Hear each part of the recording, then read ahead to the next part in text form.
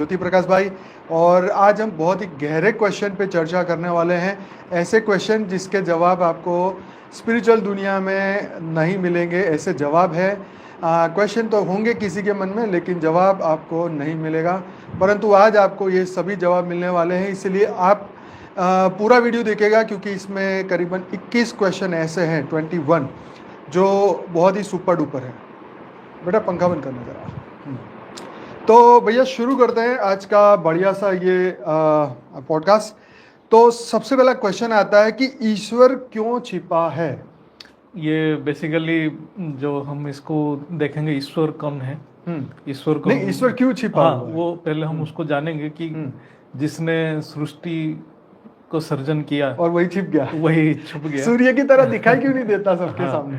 तो ये एक बहुत गहरा प्रश्न है जो हमारे वेद क्या बोलता है कि ये अव्यक्त रहते हैं। अच्छा, जो सृष्टि जो है, सृष्टि का जो रचयिता, हाँ, जो पूर्ण चेतन शक्ति है, वो और उनकी जो मूल प्रकृति वो अव्यक्त है। अच्छा, जब संकल्प बढ़ते चला तो सृष्टि व्यक्त में आने लगा।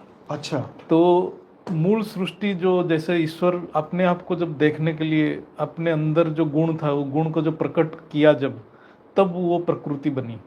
तो वो प्रकृति के अंदर जब आत्माएं भी रचना हुई तो आत्माएं भी अपने संकल्प करने लगे, तभी सृष्टि व्यक्त में आया। इसीलिए जो मूल ईश्वर है, जिसको हम रचयिता कहते हैं, वो हर पल अव्यक्त ही रहता है। और वो जब सृष्टि में, जैसे सृष्टि में वो तीनों रूप में प्रकट होते हैं समय के साथ, जैसे सृष्टि को संचालन करना पड़ता है उनको। जैसे सृष्टि का सर्जन किया तो रक्षण करेंगे, रक्षण करने के बाद विसर्जन भी होता है। ये तो हमारे सभी लोअर डायमेंशन में होता है, लेकिन जब हायर डायमेंशन में जाते हैं, जब ज्ञान में है, मल्टीवर्स के ऊपर की जो सृष्टि है, वहाँ तो सारे अव्यक्त हैं। मतलब आत्मा भी अव्यक्त है, रचना भी अव्यक्त है, रचयिता भी अव्यक्त है। तो वहाँ डायरेक्ट आत्मा परमात्मा से कनेक्ट होते हैं, लेकिन हमारे जो सृष्टि है वहाँ पर ईश्वर अव्यक्त रहते हैं। तो सीधा जवाब ये है कि भाई ईश्वर डेफिनेटली अस्तित्व में है। खुशी की बात आपके लिए ये है, जो लोगों को यकीन नहीं होता उनके लिए बताए कि ईश्वर अस्तित्व में है, लेकिन वो उनका फॉर्म अलग रहता है। वो जैसे हम ह्यूमन हैं इस तरीके से दिखाई नहीं देता, क्योंकि उनका कार्य बहुत बड़ा है और उस बड़े कार्य को करने के लिए शायद उनको पर्दे के पीछे रहना पड़ता है। जैसे फिल्म का डायरेक्टर होता है वो पीछे ही रहता है, सिर्फ उसका नाम लिखा रहता है आगे। जैसे इसको हम ऐसे समझें, जैसे एक देश है, देश के जो प्रधानमंत्री तो है, हाँ, लेकिन प्रधानमंत्री कुछ ऑर्डर निकालते हैं तो वो हर राज्य को, हर नागरिक को पालन करना पड़ता है। लेकिन प्रधानमंत्री सबके सामने नहीं जाते हैं, वो अपने ऑफिस में रह के काम करते हैं। वो सिर्फ एक ऑर्डर निकालते हैं, वो ऑर्डर उनका संकल्प है। वो संकल्प चारों तरफ एप्लीकेबल होता है, पूरा सृष्टि के चारों ओर वो संकल्प एप्लीकेबल होता है। राइट। तो ये क्या ये लुका छिपी जो है उसका लीलात्मक स्वभाव है? एक्चुअली लुका छपी हम ही जो व्यक्त में है हम मानते हैं, लेकिन वो तो हर वक्त सृष्टि के कल्याण के लिए हर कार्य करते हैं। ज्ञानी की दृष्टि में वो 24 घंटे 24/7 बाय 365 अवेलेबल है। व्हाट्सएप में ऑनलाइन होता है ना, ऐसे ही ऑनलाइन है, बस। परंतु चक्कर ये है कि हम भूल जाते हैं। मोबाइल में कनेक्ट होना पड़ेगा आपको टावर पे, जो कनेक्ट नहीं होता उसके लिए उनका स्टेटस देखने के लिए। तो ये ज्ञानी लोग जो है वो जानते हैं इस बात को, परंतु ईश्वर छिपा नहीं है। वो ज्ञानी की दृष्टि में, योगी की दृष्टि में बिल्कुल अस्तित्व में है और सामने है। तो ये क्वेश्चन का बहुत बढ़िया आंसर भाई ने दिया। आगे बढ़ते हैं। क्या कोई ऐसी सच्चाई है जिसे जानकर सब कुछ झूठा प्रतीत हो? ये बहुत ही मतलब बहुत ही फिलोसॉफिकल क्वेश्चन है। जब हम व्यक्त शरीर में रहते हैं तो हम अपने सामने जो भी दृश्य देखते हैं उसको सच मानते हैं, लेकिन हर जो भी दृश्य हम देख रहे हैं उसका जो कारण और कुछ है। जब हम मूल कारण को जान जाते हैं तब हम जानते हैं कि केवल परमात्मा के अस्तित्व के बिना बाकी सबकी अस्तित्व है ही नहीं। ओके, इसको आप इस तरीके से उत्तर दीजिए। मैं आपको एक देता हूँ रेफरेंस। क्या यह एक बोध ऐसा होता है जिसके बाद न प्रश्न बचते हैं और न उत्तर? हाँ, जब वो योग स्थिति में जाता है, जैसे हम स्थूल शरीर में हैं, तब वो अनुभूति कर लेता है कि जो दृश्य है और जो दृष्टा है, जो दर्शन क्रिया है, वो कुछ भी अस्तित्व में नहीं है। ना बेटा ऊपर बोलना है, 1 घंटा बंद कर दे काम, कालू को जाके बोलते। ना दृश्य है, ना दृष्टा है, ना मैं हूँ, ना मैं जो कर रहा हूँ वो कर्म भी है, कुछ भी नहीं है, सब कुछ विलीन हो जाता है वो अस्तित्व में। जो परम सत्ता है, परम सत्ता के अंदर ना दृष्टा रहता है, ना दृश्य रहता है, ना दर्शन रहता है, तो सब कुछ एक ही अस्तित्व, एक ही सत्ता में ही विलीन हो जाता है, वही परम सत्य है, तो वही ईश्वर की अस्तित्व ही हो जाता है। क्या कोई ऐसी आत्मा है जो कभी जन्मी ही नहीं? ऐसे आत्मा तो हम बता भी नहीं पाएंगे। वो आत्मा, हम उसी को आत्मा कहेंगे जिसका सर्जन हुआ है, जिसका अभी तक सर्जन ही नहीं हुआ है, तो नहीं, ऐसी तो बहुत सारी आत्माएं होंगी जिन्होंने धरती पर अभी जन्म नहीं लिया। हाँ, लेकिन नहीं, है तो वो सही। आत्मा तो निराकारी स्थिति में बहुत है। हाँ, लेकिन ऐसा भी होगा कि जैसे कई आत्माएं तो जन्म ही नहीं लेती है, कुछ हाँ, आत्माएं जन्म लेती है। हाँ, मतलब जो शरीर के साथ जन्म तक कुछ ही आत्मा लेते हैं, लेकिन आत्मा की तो सर्जन हो जाता है। हाँ, जो आत्मा का तो परमात्मा सर्जन। जो आत्मा की सर्जन करते हैं, तो वो तो आत्मा रहता ही है निराकारी स्थिति में। हाँ, यहाँ पे जो रेफरेंस लिखा है, क्या कुछ चेतनाएं अनादि नहीं बल्कि अजन्मा है? हाँ, वही है अजन्मा। मतलब हम यहाँ पर जन्म की, 2 जन्म की बात करेंगे। एक स्थूल शरीर में जन्म लेना, वो तो उस स्थूल शरीर का जन्म हुआ, लेकिन आत्मा का जो जन्म है, जब परमात्मा उसकी सर्जन कर देते हैं तो उसका जन्म हो जाता है। जैसे बीके वाले के पास जाते हैं ना, तो वहां पे बस एक ही पॉइंट है कि भगवान कभी जन्म नहीं लेता, बस इसी बात को लेके कि भगवान कभी गर्भ में नहीं जाता। नहीं, मतलब वो राम और कृष्ण को तो वो भगवान मानते ही नहीं है, ये देखा जाए तो। जो कि ये कृष्ण हाँ, अवतार हैं हाँ, परम पिता के। नहीं, वो बापूजी ने समझाया ना, वो तो परब्रह्म के सीधे हैं, लेकिन वो तो उनको देवी देवता के फॉर्म में देखते हैं, हाँ, है ना।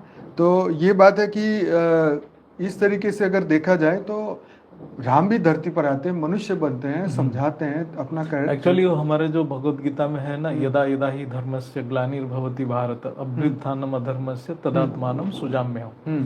तो इसमें जो बताया है कि जब भी धरती के ऊपर जरूरत पड़ता है, तब मैं अपना सृजन में खुद करता हूँ। जो परमात्मा, क्योंकि जन्म कौन लेता है धरती के ऊपर?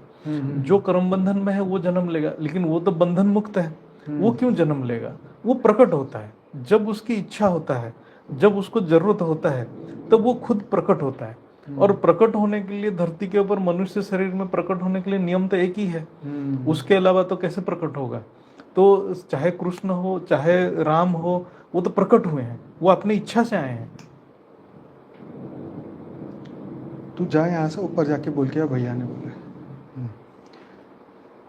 तो बिल्कुल वही बात है कि जो अनादि है, जो अजन्मा है, वो जो बात है, ये एक सामान्य मनुष्य नहीं समझ सकता। हाँ। कि वो कब धरती पर आते हैं, कब जाते हैं। जैसे हम आप नृसिंह अवतार देखते हैं, वो तो प्रकट हुए एक कुछ क्षण के लिए प्रकट हुए, हाँ, फिर चले गए। लेकिन राम जी का जितना समय जरूरत था उतने टाइम प्रकट हुए उन्होंने। कृष्ण को भी जितना टाइम जरूरत था उतने टाइम प्रकट हुए। अपनी इच्छा से आते हैं, लेकिन आएंगे तो माँ के गर्भ के थ्रू ही आएंगे, बिना गर्भ के थ्रू कैसे आएंगे वो? लेकिन वो अपनी इच्छा से आते हैं। लेकिन बाकी जो जीव जो जन्म लेते हैं, वो इच्छा नहीं, अपने जो क्या बोलते हैं, वो जो अपने भोग की पूर्ति के लिए आते हैं, वासना की पूर्ति, वो बाध्य हैं आने के लिए। लेकिन परमात्मा बाध्य नहीं है, बाध्य नहीं, वो जरूरत जब होते हैं तभी आते हैं। धर्म की ग्लानि के समय, धर्म की ग्लानि को हम ऐसे समझ सकते हैं, जब जो विकृतियां आने लगता है, जो सृष्टि में जो प्रकृति के अंदर इतना विकृति आता है, सृष्टि के नियम का ही तोड़ देते हैं, तभी वो आते हैं। क्या आत्मा स्वयं को मिटा सकती है? हाँ, ये तो बहुत ही गहरा प्रश्न है। जैसे आत्मा स्वयं को मिटाना एक बहुत बड़ा तपस्या है। जब वो अपने अंदर खुद को अनुभव करने लग जाता है और फिर खुद की अस्तित्व को जो परम अस्तित्व में विलीन कर देता है, तो वो आत्मा मिटा सकती है। और एक है महाकल्प प्रलय के समय में आत्मा मिट ही जाता है, जब ध्वंस होता है, हर एक आत्मा खत्म हो जाता है। क्या कोई ऐसी अवस्था संभव है जहां आत्मा का अस्तित्व ही न बचे, न मोक्ष, न पुनर्जन्म? हाँ, जब आत्मा अपने जो वो अपने खुद ज्ञानी आत्मा जब अपने आप की जो क्या बोलते हैं, वो अपना अस्तित्व को ही खत्म कर देना चाहता है, जो जिसको हम मुक्ति बोलते हैं, वो मुक्त हो जाता है। लेकिन उसके लिए भी हमारे ज्ञान में जो बापूजी हैं बोलते हैं कि उसके रचयिता के ऊपर भी निर्भर करता है कि उसको मुक्ति देना चाहता है कि नहीं देना चाहता है। क्या ज्ञान अंतिम है या उससे भी आगे कुछ है? एक्चुअली ज्ञान की जरूरत तब तक है जब तक वायुमंडल में अज्ञानता है, नहीं तो ज्ञान की जरूरत ही नहीं है। निराकार स्थिति में वो स्वयं ज्ञान स्वरूप है, उसके आसपास कोई अज्ञान ही नहीं है, तो इसलिए उस वहाँ पर ज्ञान ही नहीं रहता है संपूर्ण निराकारी स्थिति में। क्या ज्ञान के बाद भी कोई अवस्था है जो निराकारी है? हाँ, वही है, ज्ञान के ऊपर ही वो संपूर्ण निराकारी अवस्था ही ज्ञान के परे है वो। जब मैं विलीन हो जाता हूँ तब क्या बचता है? यही है जो मतलब मैं, मतलब जब हम मैं कहते हैं, मैं तब तक है जब तक हम अपने अस्तित्व को मानते हैं, और जब हम ये अस्तित्व का ही जो आश्रय है, मतलब जहाँ से ये अस्तित्व बना है, जैसे हमारा अस्तित्व परमात्मा से ही है, सभी आत्मा का अस्तित्व परमात्मा से ही है। जैसे हम सागर के एक बूंद है, एक कण है, तो हम जब जान जाते हैं कि हमारा जो अस्तित्व वही सागर ही है, तब हम ना मतलब अपना अस्तित्व ही खत्म, मैंपन खत्म हो जाता है। तो एक्चुअली हम मैं कहना ही एक अज्ञानता है। हम सभी परमात्मा का ही अंश है, और हम सभी परमात्मा से ही आए हैं, और हम सभी परमात्मा ही जाएंगे। तो इसलिए मैं तो तब तक है जब तक हम उससे अलग महसूस करते हैं। जब तक हम उसके साथ एक महसूस कर लेंगे, ज्ञान से या बोध से जब एक महसूस कर लेंगे, तो हमारा मैं खत्म हो जाएगा। क्योंकि मैं तभी बोलते हैं कि जब हम बोलते हैं कि मैं ही देख रहा हूँ, मैं ही कर रहा हूँ, कर्तापन जब तक है मेरे अंदर तभी मैं है। जब कर्तापन खत्म हो गया, मैं एक निमित्त हूँ, तब मैंपन खत्म हो जाता है। क्या अस्तित्व बिना मैं के भी रह सकता है? हाँ, बिना मैं का भी अस्तित्व रह सकता है, वो जीवन मुक्त आत्मा है। सही बात है। क्या चेतना स्वयं से उत्पन्न हुई या किसी और सत्ता से? चेतना तो परम पिता की शक्ति ही है। परमात्मा बोले या परम पिता बोले तो वो उनकी शक्ति है, तो वो तो स्रोत तो एक ही है। जैसे लिखा है कि क्या चेतना ब्रह्म की अभिव्यक्ति है या ब्रह्म चेतना है? दोनों ही सही है। ब्रह्म की अभिव्यक्ति चेतना के द्वारा ही होता है, और ब्रह्म खुद चेतना है। बहुत गहरा आंसर है। राइट। जब कोई आत्मा पूर्ण मौन में स्थित हो जाए तब क्या शेष रहता है? मौन मतलब हम मौन जनरली बोलते हैं मन का मौन। मन का अस्तित्व ही है आत्मा से ही है, और आत्मा का अस्तित्व परमात्मा से ही है। जब वो पहले मौन में चला जाता है, पहले अपने स्वरूप का अनुभूति करता है, मतलब अपने अंदर जो केवल ऊर्जा को ही अनुभव करता है। मन का अस्तित्व तब तक है जब आत्मा किसी द्रव्य के प्रति, किसी दृश्य के प्रति या किसी के प्रति आकर्षित है, तो मन अपने अस्तित्व में आता है। जब किसी के प्रति उसका आकर्षण ही नहीं रहता या विकर्षण ही नहीं रहता, तो मन अस्तित्व तभी मौन हो जाता है, तभी मन अपने आप आत्मा में विलीन हो जाता है। केवल ऊर्जा ही है, मन भी एक ऊर्जा है, लेकिन वो मूल ऊर्जा में विलीन हो जाता है, तब मन का अस्तित्व खत्म हो जाता है। जब कोई आत्मा पूर्ण मौन में स्थित हो, हाँ, क्या उस मौन में आत्मा है या केवल मौन? क्या उस मौन में आत्मा है या केवल आत्मा ही है? केवल वो ऊर्जा ही है, केवल चेतन ही है। ऐसे मन भी चेतन वही है, निसंकल्प अवस्था, सिर्फ आत्मा और परमात्मा, उसके सिवा और कुछ नहीं। ये सबसे श्रेष्ठ स्थिति है। मतलब ज्ञानी के लिए इससे ऊपर कुछ नहीं हो सकता। इसी को ही योग में अभ्यास करना है। इसी को ही, जो बहुत पूर्ण ज्ञानी है, जिसको ज्ञान को अनुभव हो चुका है, जो सारे ज्ञान को, इसी चीज को ही अनुभव इमर्ज करने की बार बार अभ्यास करना है, क्योंकि यही अभ्यास हमें करना ही है बारंबार। अगर समय चक्रीय है तो क्या हम यह सब पहले भी पूछ चुके हैं? ये हो भी सकता है, क्योंकि हमने कितने जन्म लिए हैं, चाहे हम सुख में भी रहे होंगे पहले। हाँ। हमारे मन में प्रश्न तो लेकिन नहीं, बापूजी के ज्ञान के हिसाब से देखे तो ये तो हमारा पहला और आखिरी है। हाँ। क्योंकि हम पिछले कलयुग में तो नहीं आए थे। अगर आते तो हम बदल के ही जाते। हाँ, तो हमारे लिए तो बेहद की आत्माओं के लिए तो ये फर्स्ट टाइम, की आत्माओं के लिए ये पहला एक कलयुग को फेस कर रहे हैं। उससे पहले बेहद की, क्योंकि 5000 साल से तो बेहद की आत्माएं, तो बेहद की आत्माओं के लिए तो पूरा ये उत्तर डिफरेंट, फर्स्ट टाइम ही आए हैं, धरती का एक्सपीरियंस ले रहे हैं। ये उत्तर पूरा डिफरेंट होगा। लेकिन उनके मन में ऐसा हो सकता है कि उनके आत्मा की यात्रा में ये प्रश्न आ सकता है। ये जो प्रश्न जो हम जो आज हाँ। चर्चा कर रहे हैं, हाँ, उनके मन में आ सकता होगा। इसलिए तो बीके वाले बोलते हैं ना, हर 5,000 साल में फिर तुम आते ही रहते हो, आते ही रहते हो, और ये एंडलेस चक्र है। मतलब जो तुमने एक बार पहली बार गलती करी, वो हर कल्प में करते ही रहोगे। वो तो बीके का तो कर्म का सिद्धांत को ही खत्म कर देते हैं, हाँ, कर्म के क्योंकि सिद्धांत। फ्री विल ही खत्म हो गया। हाँ। जब एक आत्मा बाध्य है आने के लिए, तो उसका फ्री विल कहाँ रहा है? बिल्कुल बिल्कुल। Yes yes.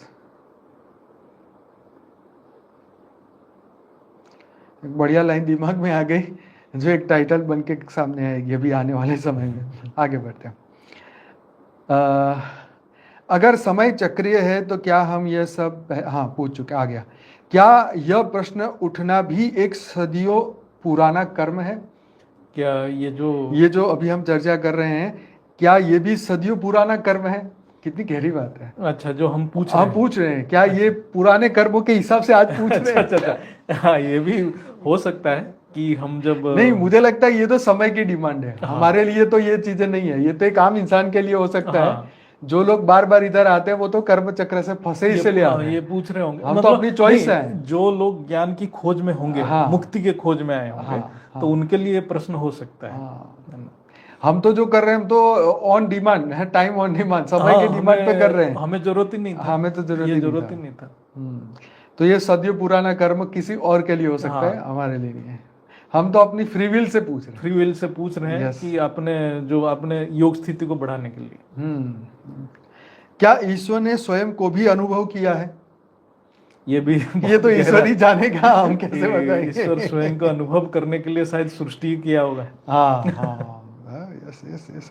क्या ईश्वर को स्वयं को जानने के लिए सृष्टि की आवश्यकता पड़ी? हाँ, वही मैं बोल रहा हूँ कि देखो, ईश्वर तो अव्यक्त है, और उसका मूल प्रकृति भी अव्यक्त है, और ईश्वर की जो मूल रचना भी अव्यक्त है। वो तो रचना ही व्यक्त में आने के लिए संकल्प किया, तो रचना है। ईश्वर तो कभी संकल्प नहीं किया कि व्यक्त में आने के लिए। तो इसीलिए ईश्वर के अंदर जो दिव्य गुण है, जैसे वो ज्ञान का सागर है, प्यार का सागर है, प्रेम का लहर है, उनको हम बोलते हैं, तो वो अपने आप को व्यक्त करना चाहा होगा। वो अपने आप को, अपने अंदर जो दिव्य गुण को देखना चाहा होगा अपने रचना के अंदर, इसलिए शायद वो सृष्टि सर्जन किया होगा। इसलिए वो एक्सपेक्ट भी करता है कि उसकी हर रचना प्यार का सागर बने, ज्ञान का सागर बने। मतलब अपने ही गुण जो अपनी रचना में देखना वो रिफ्लेक्ट हो रहा है कि नहीं। जैसे बाप अपने बच्चों में देखना चाहते कि मेरे जैसा, वो खुश होता है। शेर का बच्चा शेर। शेर का बच्चा, जब मेरे बच्चे में वो ज्ञान है, मेरे बच्चे में वो प्यार है, वो देखना चाहता होगा।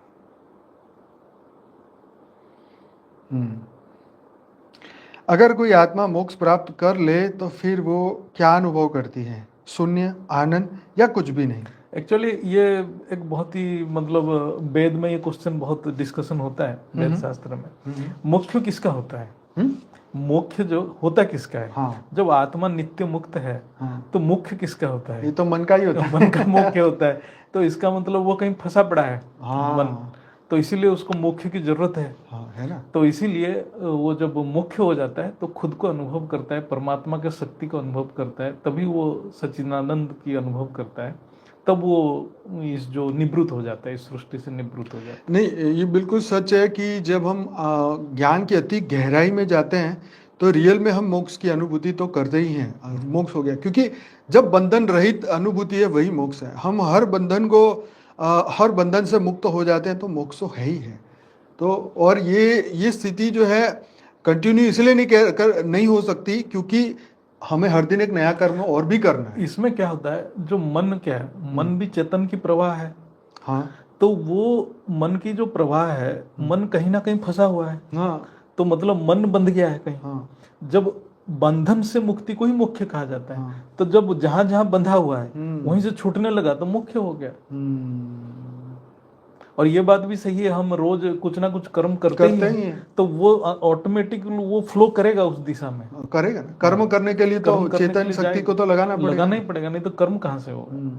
और जब हम कर्म करेंगे तो फिर कर्म का फिर परिणाम भी आएगा। फिर हम कह ले हमारे मोक्ष क्यों नहीं हो रहा? भाई मोक्ष तो रोज एक्सटेंड होता जा रहा है क्योंकि कर्म कर रहे थे। क्योंकि मोक्ष कोई इतनी बड़ी चीज नहीं है कि जिसके कारण जो है हमें ये सोचना पड़ जाए कि अब तो कुछ करना ही नहीं है। अरे भगवान ने गीता में कहा है कि मैं तीनों लोक में जो प्राप्त करना चाहूँ तो भी मैं कर्म कर रहा हूँ, जो चाहूं मैं कर सकता हूँ, फिर भी कर्म कर रहा हूँ। हाँ, तो ये उनकी चॉइस है। उन्होंने बोला कि तीनों लोगों को मैं सब कुछ मुझे प्राप्त ऑलरेडी है, हाँ, फिर भी मैं कर्म कर फिर रहा भी हूँ। मैं कर्म कर रहा हूँ।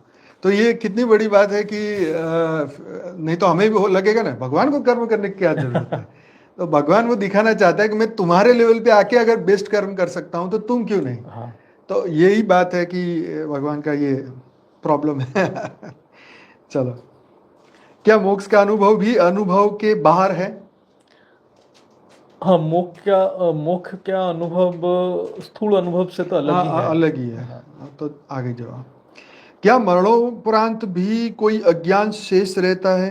क्या आत्मा पूर्ण ज्ञान को भी धीरे धीरे ही आत्मसात करती है?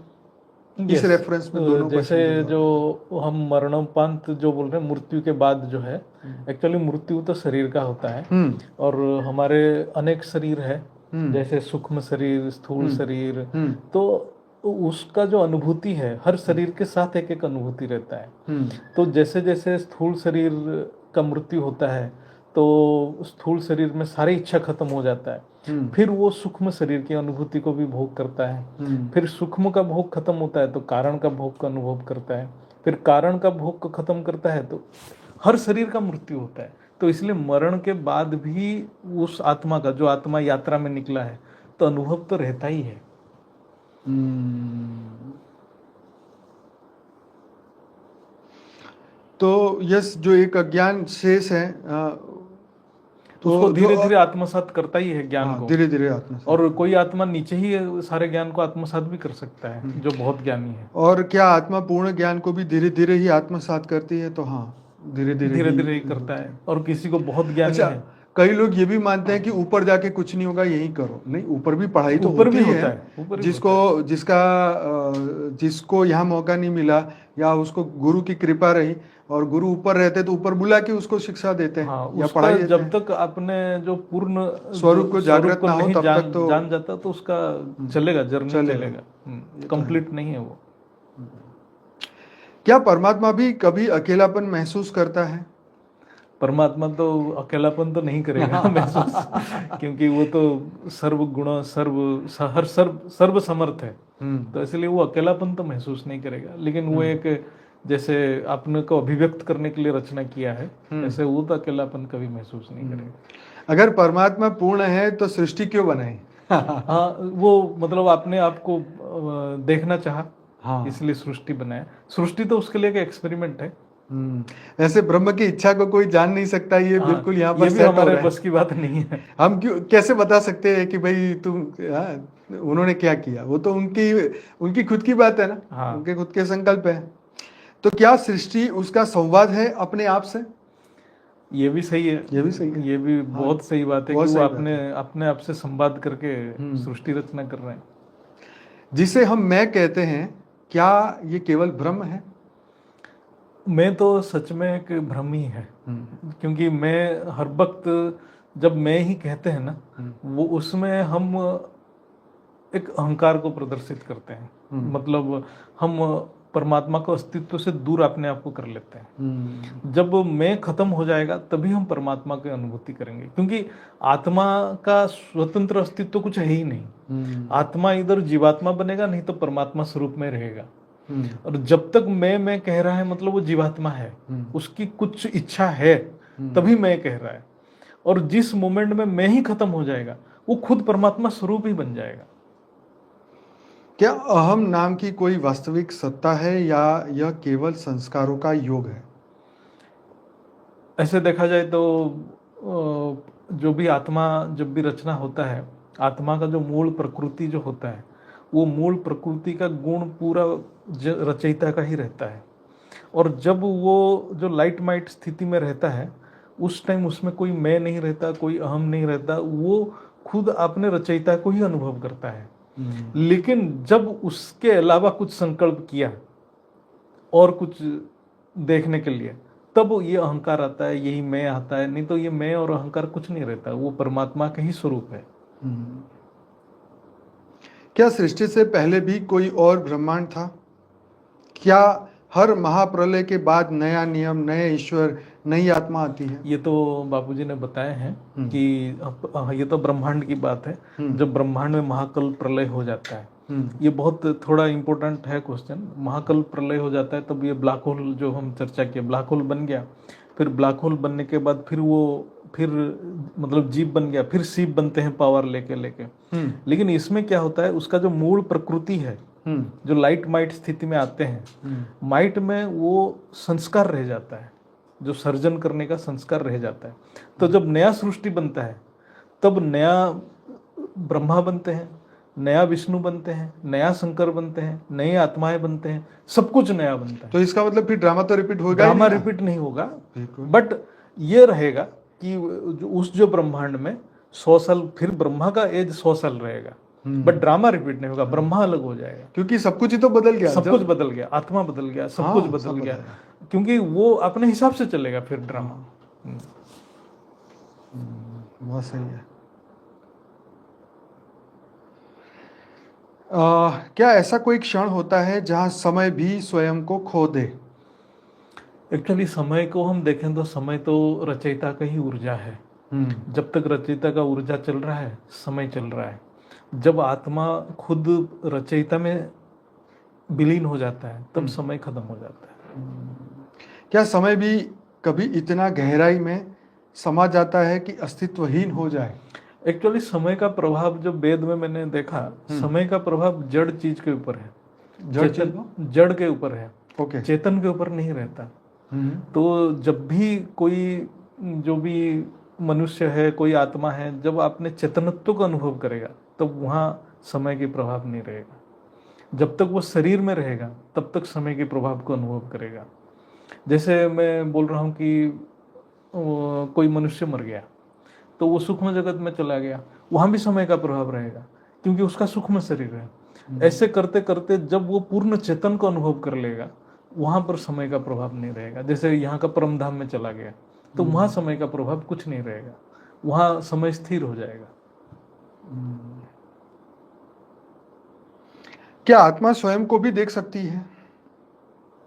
अनुभव कर सकता है। हम जो मतलब हमारे ज्ञान के हिसाब से तो अनुभव कर सकता है। और देखने का मतलब है कि आत्मा को देखना मतलब बुद्धि से देखेगा ये। तो बुद्धि से अनुभव तो कर ही सकता है, वो प्रकाश को, आत्मा की प्रकाश को अनुभव तो कर ही सकता है बुद्धि के द्वारा। क्या देखने वाला दृष्टा कभी स्वयं को देख सकता है? देखने वाला दृष्टा बुद्धि से तो उसका अनुभव ही कर सकता है, देखना ही है उसी को। वो ऊर्जा को अनुभव करना मतलब देखना ही है। क्या आत्मा के पास कोई अंतर्दृष्टि है जो स्वयं पर पड़ सकती है?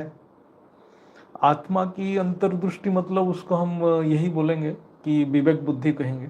विवेक बुद्धि के द्वारा जिसको विवेक शक्ति से ही अपने आप को जाना जा सकता है। उसी को बोलते हैं कि वेद बोलते हैं ऋतुम भरा प्रज्ञा, जिसको प्रज्ञा कहते हैं। प्रज्ञा मतलब वो प्रकाश, जो आत्मा के प्रकाश खुद बुद्धि में रिफ्लेक्ट होगा जिस समय, तो फिर आत्मा को अनुभव करेगा। जब कुछ भी नहीं था तब क्या था? जब कुछ भी नहीं था तो सत्ता में तो एक ही थे, रचयिता ही रहेगा, परम पिता ही थे, उनकी अस्तित्व रहता है, परम सत्ता है वो। जब ना आत्मा थी, ना ईश्वर था, ना प्रकाश था, ना अंधकार था, तो मैं कहाँ था? तब तो मैं था ही नहीं। मैं भी नहीं था। मैं नाम का शब्द ही नहीं था। ये बहुत मस्त बात है। तो वो तो सिर्फ क्रिएटर। लेकिन ये इसलिए ये इतने गहरे क्वेश्चनों की चर्चा करते हैं जहां मन का भी अंत हो जाए। हाँ, जब हम इसी के ऊपर जनरली क्या होता है ना, लोग बोलते हैं कि हम योग करेंगे योग करेंगे, लेकिन जब इस ज्ञान के ऊपर रिफ्लेक्ट करते हैं तभी मन विलीन हो जाता है, तभी ऑटोमेटिक योग हो जाता है। क्या कोई आत्मा स्वयं को ब्रह्मा विष्णु शिव में रूपांतरित कर सकती है? वो तो कर सकता है, आत्मा में शक्ति है तो कर सकता है, क्योंकि ब्रह्मा विष्णु शंकर जो भी वो भी आत्माएं हैं, उनके गुण हैं। जब उनके गुण को धारण करेगा तो वो स्थिति में पहुंच जाएगा। क्या चेतना इतनी शक्तिशाली है? हाँ, वो हो सकता है, वो आत्मा की क्वालिटी होगा तो धारण कर सकता है। इवन तो हम ब्रह्मास्मि शिवोहम सर्वोहम इसलिए तो बोला। हाँ, इसीलिए बोला। क्या मृत्यु के बाद जो आत्मा अनुभव करती है वह हमारी कल्पना से परे है? हाँ, स्थूल जगत की कल्पना से तो परे ही है, लेकिन वो सूक्ष्म जगत अलग ही है दुनिया। वो तो आपको वो पुराण पढ़ना पड़ेगा। हाँ। कौन सा है वो? गरुड़ पुराण। गरुड़ पुराण। वो कल्पना से परे ही है। क्या मृत्यु एक जागृति है जीवन की तुलना में? हाँ, मृत्यु एक नया दुनिया के तरफ जागृत है, एक पुराने दुनिया के तरफ हम जागृत थे, अब इसके बारे में सो जाएंगे, हम नया दुनिया को देखेंगे। बात सही है। अगर कोई आत्मा हर जन्म में हर धर्म को अपनाए तो अंततः उसका सत्य क्या होगा? एक्चुअली क्या है कि जो धर्म जो है, धर्म का अर्थ है धारयति इति धर्म। हम जिस शरीर का धारण कर लेते हैं उसमें गुण रहता है, तो उसको हम धर्म कहते हैं। तो जब स्थूल शरीर में आते हैं, जो हम धर्म की बातें कर रहे हैं, स्थूल में अनेक धर्म की बातें कर रहे हैं, जैसे आज अनेक धर्म संप्रदाय हो गया, तो वो धर्म नहीं है। धर्म जो है आत्मा के गुण को धारण करना, तो वो धर्म है। तो उसके लिए हमें ज्ञान को आत्मसात करना पड़ेगा। तो जब हम आत्मा की जो मूल गुण को धारण कर लेंगे, वो हमारे धर्म है। इसीलिए कृष्ण ने उसमें बोले कि सर्व धर्मम परित्यज्य माम एकम शरणम व्रज, मतलब केवल मुझे ही धारण करो, वो परमात्मा को ही धारण करो, और किसी को धारण करने की जरूरत नहीं। वही मूल धर्म है, वही स्वधर्म है। क्या धर्म केवल मार्ग है या अंतिम सत्य है? हाँ, हम जो मूल धर्म को पहचान लेंगे, यही अंतिम सत्य है, जो जान लेंगे कि आत्मा के मूल धर्म क्या है। राइट। तो ये अति गंभीर आध्यात्मिक खोज की सीमाओं को, ये ऐसे क्वेश्चन हैं जो बेहद अति गंभीर क्वेश्चन थे। तो ये जो क्वेश्चन है, ये मनुष्य की चेतना, आत्मा, ईश्वर और अस्तित्व की सीमाओं से भी परे जाने की चेष्टा करते हैं। राइट। तो ये जो क्वेश्चन है आपको ज़रूर से अच्छे लगे होंगे। भैया, और कोई ऐसी बात जो अगर आपके ध्यान में आती है इस क्वेश्चनों से रिगार्डिंग, कोई नया क्वेश्चन होता है तो बेसिकली क्या है कि यहाँ पर हम इसलिए, मतलब मैं कहना चाहता हूँ, क्योंकि जो बापूजी ने जो ज्ञान दिए हैं उसमें क्या है कि सिर्फ चेतन को जागृत करने की ज्ञान है। इसमें हम जो धर्म की बात भी कर रहे हैं, कुछ भी बात कर रहे हैं, यहाँ धर्म एक ही है, आत्मा जागृति, आत्म जागृति यहाँ, हाँ, धर्म है। हम इसको धर्म इसीलिए कह रहे हैं कि धर्म मतलब धारण करना। जैसे हम शरीर धारण कर लिया, तो शरीर धारण किया, मतलब शरीर का धर्म क्या है? भूख लगेगा तो शरीर को खाना चाहिए, तो ये शरीर का धर्म है, आत्मा का धर्म नहीं है। आत्मा का धर्म क्या है वो जानना पड़ेगा। आत्मा की जो धर्म है, मूल प्रकृति जो है उसका, आत्मा की शरीर क्या है? आत्मा की जो मूल शरीर है माइट के अलावा आत्मा के पास और कोई शरीर ही नहीं है, ये तो उसके ऊपर आवरण है। तो वो माइट में क्या गुण था, वो गुण को धारण करना पड़ेगा। इसलिए आत्मा की जो गुण है, इसीलिए बार बार बोला जाता है आत्मा ज्ञान स्वरूप है, आत्मा दया का सागर है, आत्मा प्रेम का स्वरूप है। ये सब माइट का गुण है, माइट में वो सब अभिव्यक्त हो रहा है। तो हमें एक ही चीज के ऊपर फोकस करना है, अपने स्वरूप को प्रकट करना है, और किसी चीज के ऊपर फोकस नहीं करना है।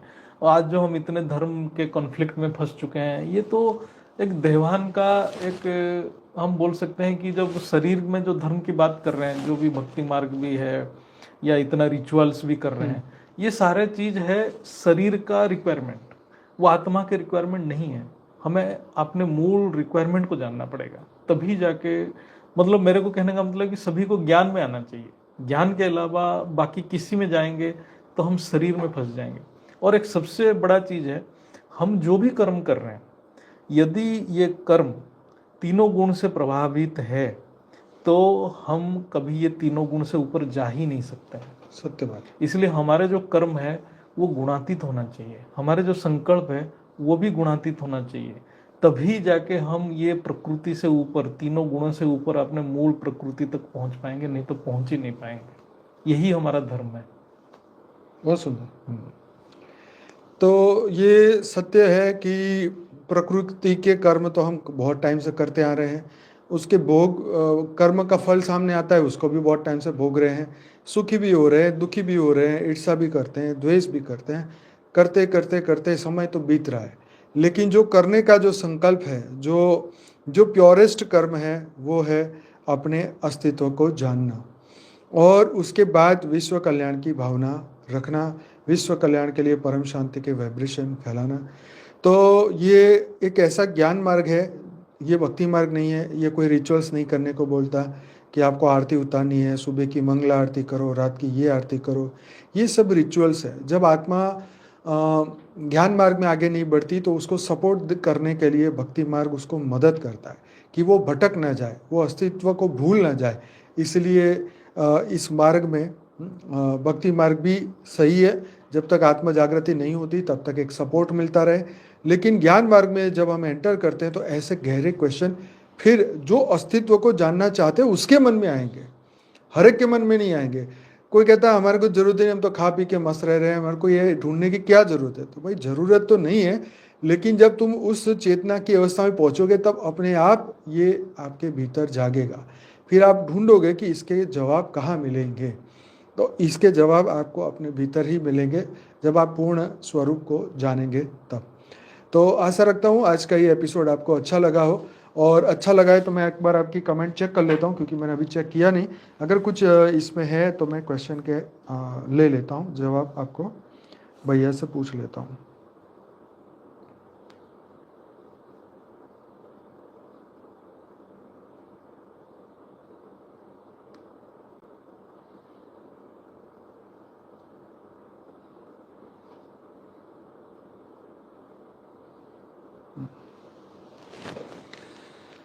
तो क्वेश्चन अभी आया है, क्या ब्रह्मांड में भी होता है जैसे गेम्स में होता है? ग्लिच, ब्रह्मांड में भी ग्लिच होता है जैसे गेम में होता है। हाँ वो तो होगा ही, होता ही है भाई, ये तो मैट्रिक्स है ना। हाँ, गेम चल रहा है, प्रोग्रामिंग में डिबगिंग करना पड़ेगा। हाँ यस। तो ब्रह्मांड में भी ग्लिच होता है, जब वायुमंडल बदलता है तो वहां पर भी ग्लिच होता है।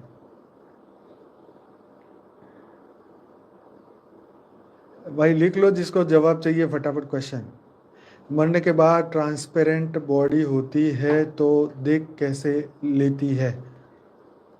सूक्ष्म शरीर है, तीनों तत्वों का शरीर रहेगा, तो वो जो तीन तत्व रहेगा तो तीन तत्वों के द्वारा अनुभव करेगा जो भी अनुभव करना है। देखो ये स्थूल शरीर की हमारी आंखें हैं, ऐसी सूक्ष्म शरीर में भी ये हमारी जो आत्मा है मृत्यु के बाद भी दुनिया को तो देखती है। कि ऐसा नहीं है कि आंखें, सूक्ष्म इंद्रिया जो है ना, ये सूक्ष्म शरीर में सूक्ष्म इंद्रिया है, तो वो देखती है, वो सुनती भी है, ठीक है, वो अपने संकल्प भी दूसरों को प्रेरणा के माध्यम से देती भी है। तो ये हमने शरीर का अभ्यास किया ना, सूक्ष्म शरीर के बारे में तो कोई जानता ही नहीं, इसलिए हमें लगता है कि वो कैसे देख लेगी। तो ये सूक्ष्म इंद्रियां हैं, ये स्थूल शरीर के अंदर सूक्ष्म इंद्रियां हैं। तो आगे बढ़ते हैं।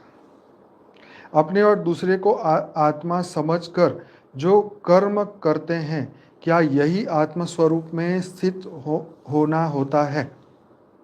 आत्म स्वरूप में स्थित होने के लिए तो ज्ञान चाहिए पहले, जो आत्मा क्या है, आत्मा का गुण क्या है, वो सारे चीज को जानना पड़ेगा। परमात्मा का गुण क्या है वो सारे जानना पड़ेगा, तभी हम अन्य को भी आत्मा के रूप में देख सकते हैं। और हमारे जो कर्म जो है निष्काम होना चाहिए, निष्काम कर्म होना चाहिए। केवल मैं आत्मा कहने से नहीं होगा, कि वो आत्मा है कहने से भी नहीं होगा। वो ज्ञान से हमें जो कर्म करना पड़ेगा वो निष्काम होना चाहिए, त्रिगुणातीत होना चाहिए, कल्याणकारी होना चाहिए हमारे हर एक संकल्प। तब वो जो कर्म हमें आत्मस्वरूप में स्थित होने के लिए सहायक होगा। ये सभी चीजें सहायक है, सहायक है। हाँ, कि एक ही इसकी एक डेफिनेशन नहीं हो सकती। ये तो हम एक पार्ट है, छोटा सा पार्ट।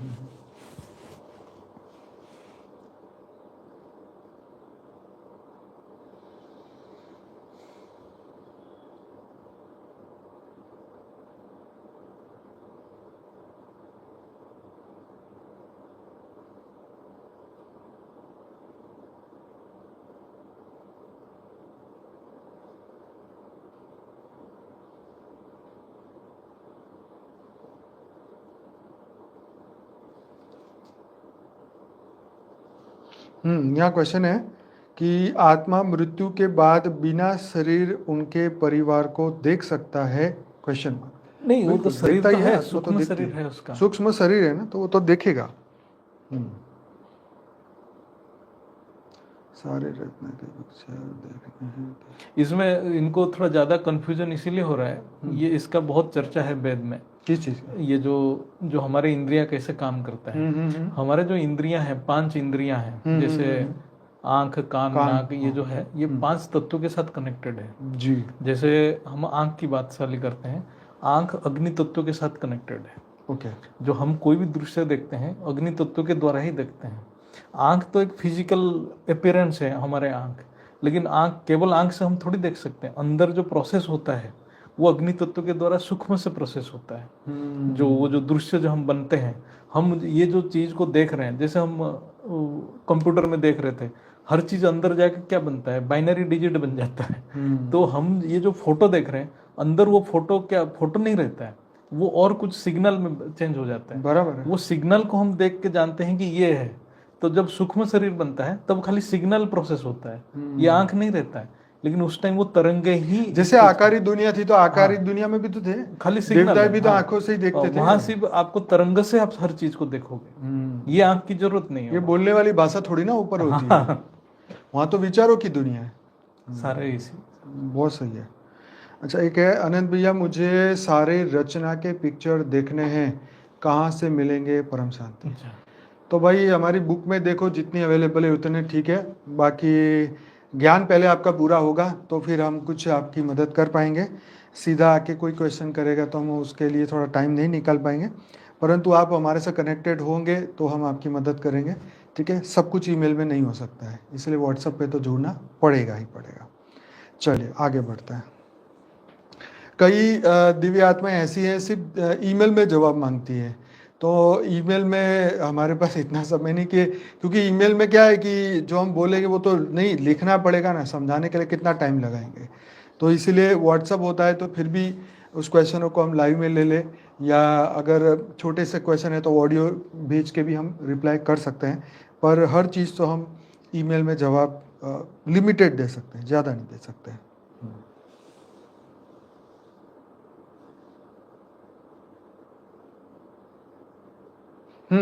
यहाँ पे हमारे भाई लिख रहे हैं कि स्थूल शरीर या फिजिकल आइज एंड अदर जो भी दूसरे फिजिकल ऑर्गन्स है वो लिमिटेड है, तो ये sensors are not very great, बहुत लिमिटेड है। तो ये बात सच है कि आत्मा जो है, आप देखें तो सूक्ष्म शरीर के साथ में आत्माएं बहुत दूर का देख के बता सकती हैं। जैसे क्लियर पॉइंट में हाँ, लोग देख के बता देते हैं कि तुम्हारे घर ये हो रहा है, ये हो रहा है। इसलिए ये बात चेतना सच है। लिमिटेड हो जाता है ना, स्थूल में बहुत उसका ऊर्जा खत्म हो जाता है। जी। तो ये तो हमारे बहन लिखते हैं कि हमको बहुत मदद मिलती है रहती है भैया, आपको बहुत धन्यवाद, बचपन से जवाब ढूंढ रहे हैं। तो ये सही है कि हर एक की खोज होती है, जो बचपन से जागृत होते हैं पूर्व जन्म के कारण, जहाँ उनकी यात्रा अटकी है, फिर उन्होंने जन्म लिया, तो ये यात्रा पूरी करनी है, सबने करनी है। हम आपकी यात्रा को पूरा करने में सहायक मदद कर सकते हैं, परंतु जो ज्ञानी है उसको विशेष लाभ मिलता है। यस। महाप्रलय में आत्मा भगवान में विलीन होने के बाद जब भी भगवान फिर से आत्माओं को नॉर्मल करते हैं, निर्माण करते हैं, तो पहले के जे में होते हैं या नाम गुण वाली होती है, पहले जैसी होती है या नाम गुण वाली होते हैं? थोड़ा नहीं, वो ये पूछना चाहते होंगे, मेरे को लग रहा है कि जो विलीन हो जाते हैं वही आत्मा फिर आते हैं क्या? हाँ, वो नहीं आते हैं, नहीं, फिर तो नया रचना होता है पूरा। मिक्स वेजिटेबल हो गया ना, उसमें से काट के ढूंढ के लाना मुश्किल है। वो तो सब्जी बन गई उसकी, अब खा पी के खत्म भी हो गया, अब तो नया माल बनेगा। तो एक हमारे भाई लिख रहे हैं कि दादाजी ने सपने में कहा कि पुरुषार्थ नहीं करेगा तो कैसे होगा बेटा, 2 दिन में यही सपना आया। तो आपको ये जो सपना आया है अपने ऊपर काम करने के लिए आया है, कि अगर कुछ आपके अंदर रह गया है, हो सकता है आपको सपने के माध्यम से ये जवाब मिल रहा हो, तो अपने ऊपर काम करिए, अच्छी बात है ना। इससे आपको अपने आप को मदद करने में हेल्प होएगी।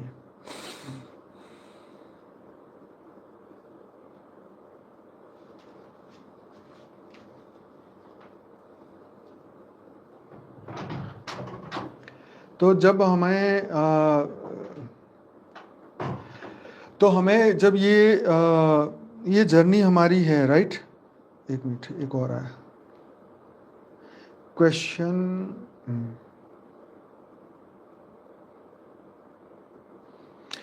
क्वेश्चन, परम प्रकाश से रिकॉर्डिंग डिलीट होने के मैकेनिज्म डीप में बताएं। परम प्रकाश से रिकॉर्डिंग डिलीट होने की मैकेनिज्म डिटेल में बताएं। एक्चुअली क्या है कि रिकॉर्डिंग तो हर लेयर पे है।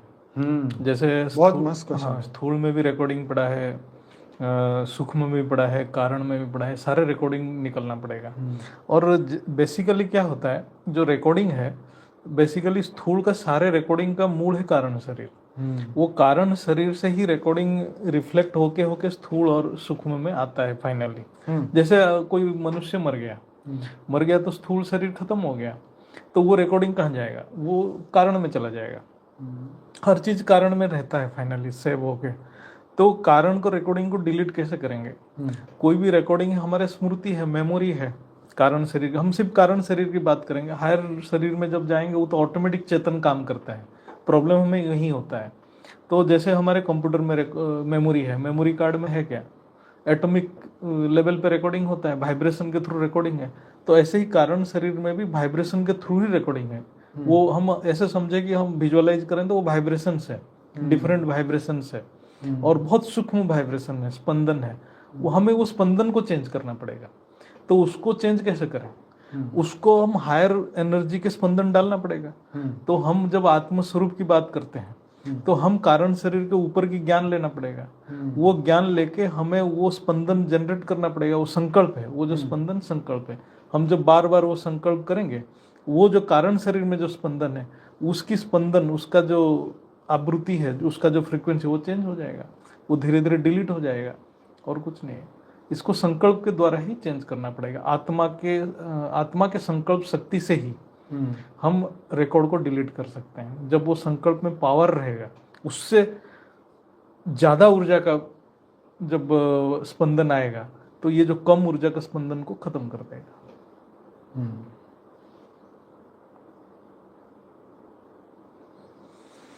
वनस्पतियों का क्या होगा, क्या इनकी मुक्ति होगी? अब भाई वो तो 84 लाख योनि के जीव के बारे में सोचो, सभी के लिए, चाहे वो जानवर हो या अमीबा हो या हो। तो इनके बारे में ये ना सोचो कि उनका बुरा होगा, ना ही अच्छा होगा, क्योंकि वो सिर्फ आए थे कुछ कारण के लिए और वो कारण ही खत्म हो गया, बस बात खत्म हो गई। हाँ, उसकी मुक्ति समझो, उसका अच्छा समझो, उसका बुरा समझो। ये सृष्टि नहीं रहेगी, जब यहाँ पर कुछ भी नहीं रहेगा तो ये पेड़ पौधों का क्या? पेड़ पौधे क्या, चींटी के बारे में बताओ, मच्छर के बारे में बताओ। तो ये सब कुछ क्या कहते हैं, ये जब आता है और चला जाता है, ये कोई इसका टाइम भी और समय भी कोई फिक्स नहीं होता, कब आएगा कब जाएगा। ये सब माया मात्र है, इसको यही कह सकते हैं। इवन इसको छोड़ो, अपने रिश्तेदारों के बारे में सोचो। है, जैसे कृष्ण ने तो बोल दिया ना, ये तो शोक के लायक भी नहीं है, तो फिर तुम किसके लिए शोक कर रहे हो? ये 84 लाख योनि के जीव के लिए हम शोक करके क्या ही करेंगे? स्थूल जगत ही नहीं रहेगा, तो हम क्या पेड़ पौधे के बारे में सोचेंगे? हाँ, ये सब एक ही बात है। क्या भविष्य मालिका सही है?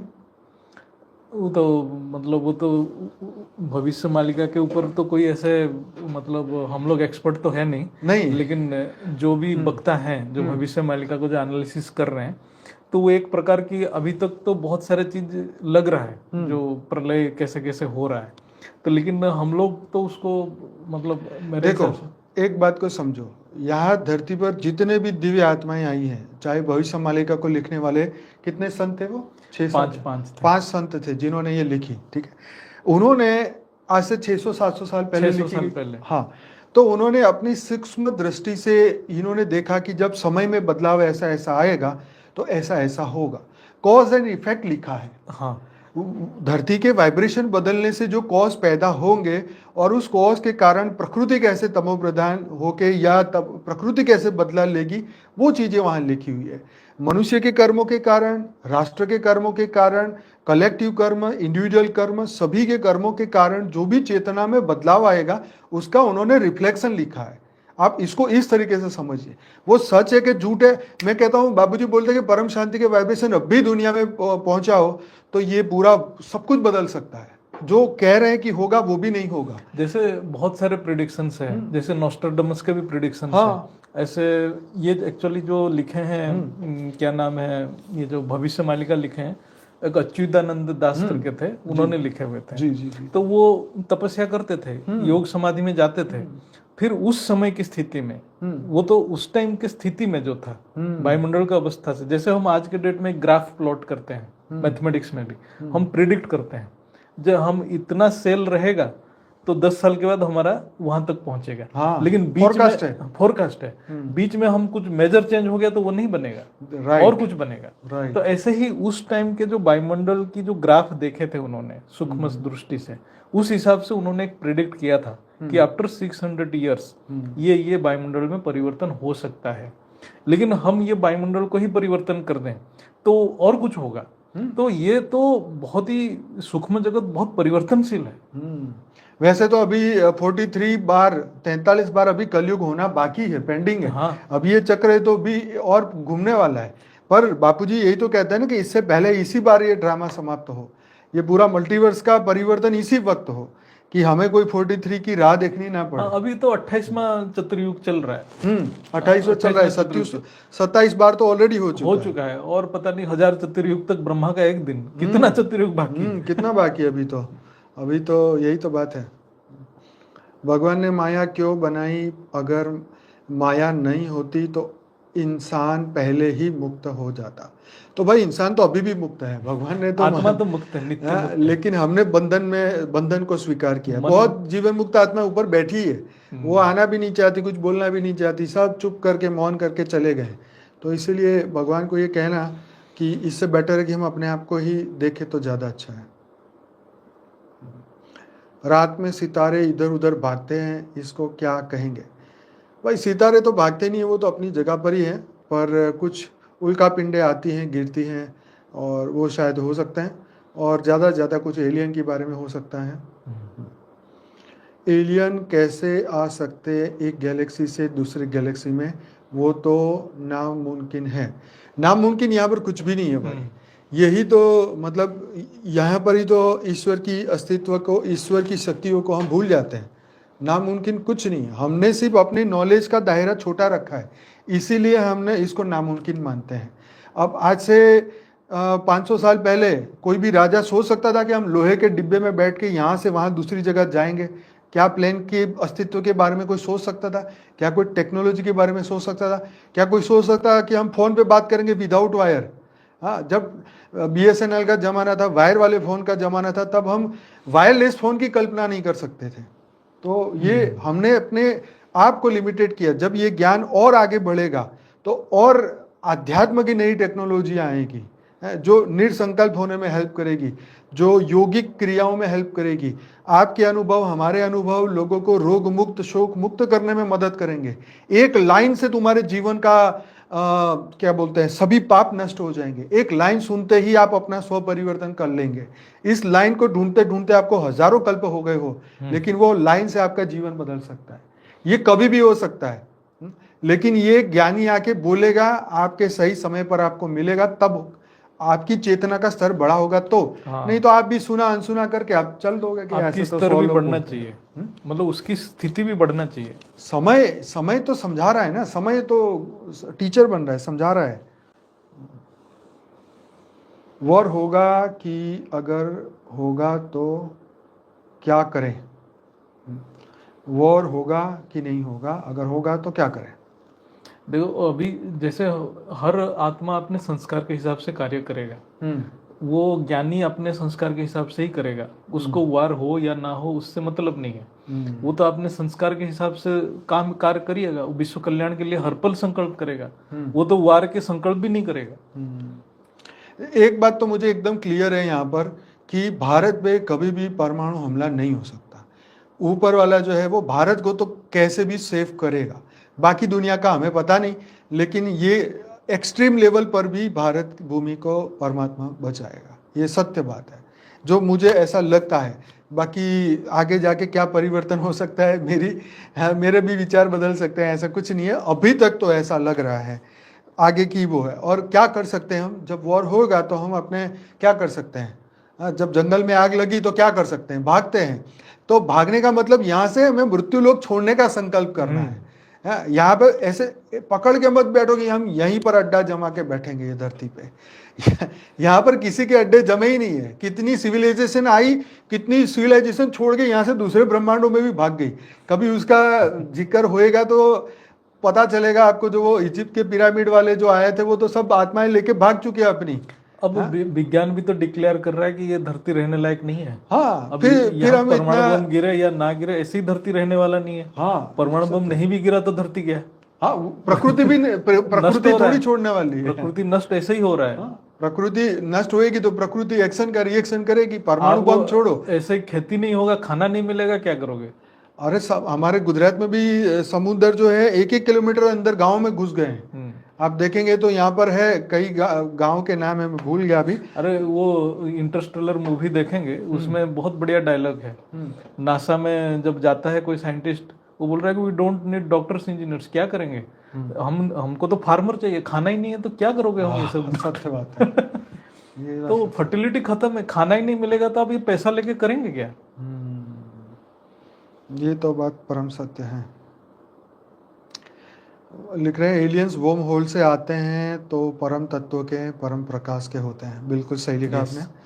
हमारे भाई लिख रहे हैं एलियन परम तत्व से हैं, परम तत्व की स्पीड बेहद है।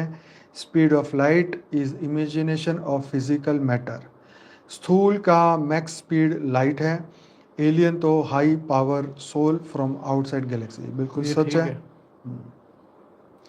परम शांति के लिए क्या करें, तो भाई परम ज्ञान प्राप्त करें, स्व परिवर्तन करें, परम शांति मिल जाएगी। भारत देवभूमि है, इसकी रक्षा हनुमान जी करते हैं। हाँ, सभी 33 कोटि देवता सभी करते हैं।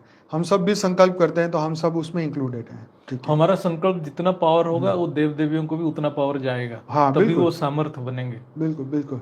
और ये ठेका तो सभी का है, हमारा नहीं है, सबका है। ये सबको भारत भूमि की रक्षा करने का। और जब एक सैनिक गोली खाने के लिए एक व्यक्ति खुद अपने बॉर्डर पे खड़ा है तो तुम भी तो ये सोचो कि हम भी तो सैनिक हैं। हम घर में बैठे हुए हैं लेकिन हम मॉरली संकल्पों से, अपनी शुभ भावना से हम उनको तो सपोर्ट कर सकते हैं। जैसे हम ये सोचें कि देव देवी ही करेंगे, हम मजे करेंगे, ऐसा नहीं है। ऐसा नहीं। वो तो है। देखो वो कई जो सूक्ष्म जगत में 50% जो देवी देवता बैठे वो हमारे से अच्छे हैं। हमारे से मतलब नॉर्मल लोगों से बेटर है। क्यों? क्योंकि उन्होंने भोग का संकल्प तो छोड़ा कम से कम, कि मनुष्य बन के हमें भोग नहीं करना। तो मंदिर में बैठ के 2, 4, 5, 10, 20 हजार, 2000, 5000, 10,000 आत्माओं का कल्याण तो कर रहे हैं। कोई कुल देवी बन के, कोई ग्राम देवी बन के, कोई समाज की देवी बन के, कोई अपने ही कुल का उद्धार कर रहा है, कुछ तो कर रहा है। इतना तो उनके अंदर है ना कि मनुष्य की तरह भोग, नहीं तो वो भी बार बार जन्म लेते ही रहेंगे। सभी जन्म ले लेंगे तो फिर सूक्ष्म जगत करेगा, रहेगा कौन सूक्ष्म जगत में? अच्छा, पहले तो देव देवियों को यज्ञ के द्वारा शक्ति मिलता था, वो जो करते थे, हाँ, यज्ञ में करते थे। तो अभी तो हमें संकल्प के द्वारा उनको शक्ति देना, संकल्पों से हमें उनको सपोर्ट करना चाहिए। क्योंकि उनको संकल्प का भी यज्ञ शक्ति तो उनको भी चाहिए, हमें भी चाहिए। जैसे हमें मॉरल शक्ति चाहिए, हमें भावना वाली बातें करते हैं, हमें कोई फोन करता है खुशी होती है, तो ऐसे ही हम उनको याद करते हैं, वो भी खुश होंगे। वो संकल्प का पावर जाएगा, उनको भी हम वो हमें भी हेल्प करेंगे, हमें भी हेल्प करेंगे। बार्टर है जी ये। बिल्कुल। क्या हमारा ब्रह्मांड के शिव अभी भी हैं, यह भेद की आत्माओं ने रिप्लेस कर दिया है? भाई ब्रह्मांड के शिव तो, इस ब्रह्मांड के शिव तो निराकारी रूप में ऑलरेडी परम धाम में है तो हमने कोई रिप्लेस नहीं किया। हम यहाँ किसी के फिजिकल अस्तित्व को यहाँ मिटाने नहीं आए हैं और ना हम मिटा सकते हैं। वो उनका, ये ब्रह्मांड उनका है, हम तो मेहमान है भाई, है ना। तो वो अपने निराकार रूप में बैठे हैं, लेकिन जिनका कांटेक्ट होगा वो करेंगे। तो आकारी रूप में आज की तारीख में भी भगवान शंकर जो है हिमालय में बैठे कैलाश पर्वत पर, बापूजी ने बोला है, उनकी फैमिली भी है, गणेश भी है, कार्तिक भी है, पर वो सब आकारी रूप में है। तो हम फिजिकल रूप में है, वो आकारी रूप में है। तो हम रिप्लेस नहीं कर सकते किसी को भी।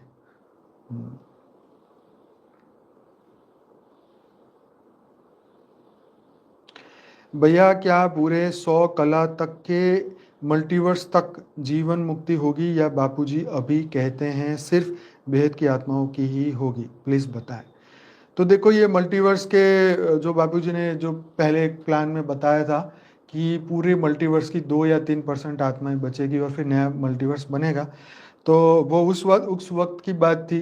लेकिन अब ये परिवर्तन में हमने फिर उसके बाद ये क्वेश्चन नहीं पूछा, परंतु ये है कि जब परिवर्तन का समय आएगा उससे पहले बापूजी अगर सही समय होगा तो हमें बताएंगे।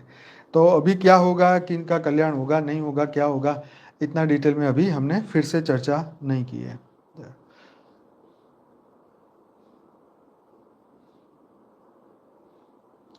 पास्ट लाइफ रिग्रेशन में नेक्स्ट बर्थ कैसे बताते हैं जब भी सभी आत्मा विलीन होने वाली है?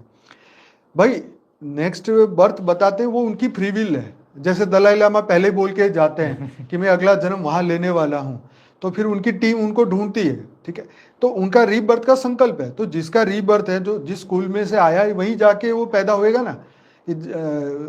अफ्रीका में जिंगालाला हु करने के घर में थोड़ी पैदा हो गया। तो जहाँ जिसका कनेक्शन है, जहाँ उसकी इच्छा है वहां वो पैदा होगा। इसमें वो पहले से नक्की करके रखती है, वो तो हम कई बार बोले हैं अपने। तो इसमें कौन कहाँ पैदा होगा वो अपनी उसकी फ्री विल के ऊपर है। हाँ ये है कि नंबर कौन सा होएगा ये उसके हाथ में शायद नहीं होगा क्योंकि और भी पूर्व लाइन में बैठे होंगे तो तुम्हारे को कहेंगे चल रुक पहले मैं जाऊंगा। तो हम वेट यहाँ 1000 साल से वेट कर रहे हो और तू अभी मरा और कह रहा मैं जन्म ले लूं, तो टाइम लगेगा। तो ये भी एक कर्म वाली बात है। मेरा कोई जजमेंट फाइनल नहीं है, ये सब सूक्ष्म जगत में आपस में बात करते होंगे भाई, है ना। 200 कला तक का सब जाएगा मल्टीवर्स में, हाँ ये बापूजी ने बोला हुआ है।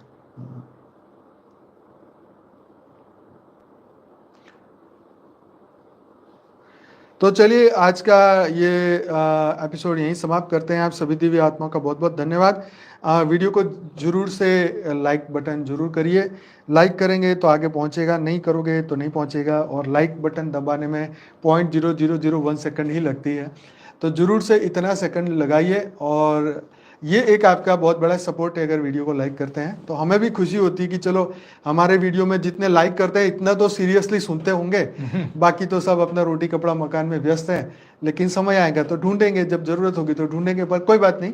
आज के लिए इतना ही। बहुत बहुत धन्यवाद ज्योति प्रकाश भाई, आपने बहुत ही बढ़िया जवाब दिए। और ये क्वेश्चन ढूंढने में भी बड़ी मेहनत लगी, लेकिन हाँ जवाब उससे बढ़िया मिले तो खुशी की बात यही है कि आप सबको ये अच्छा लगे। तो जरूर से हमारे साथ बने रहिए और करिए नेक्स्ट ऐसे एपिसोड का इंतज़ार। वीडियो को लाइक करें और चैनल को सब्सक्राइब करें। आपको ऐसे बहुत सारे वीडियोस मिलेंगे अगर आप चैनल को सब्सक्राइब करेंगे तो सबको बहुत बहुत धन्यवाद। बेहद की परम महाशांति। बेहद की परम महाशांति।